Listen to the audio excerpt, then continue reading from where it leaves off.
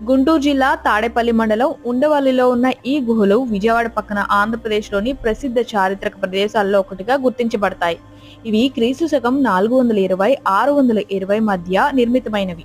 ఒకే కొండపై 4 అంతస్తుల గుహాలయాలు, విశాలమైన విహారాలు, మందిరాలు, అందమైన స్తంభాలు, బౌద్ధ, శైవ, వైష్ణవ దేవతామూర్తులు, వివిధ ఆకృతులలో మలిచిన అలనాటి శిల్పుల అనన్య శిల్ప నైపుణ్యం మరియు అనల్ప శిల్ప కళా ప్రావీణ్యానికి మనం శిరస్సు వంచి కృతజ్ఞతలు సమర్పించుకోవాల్సిందే.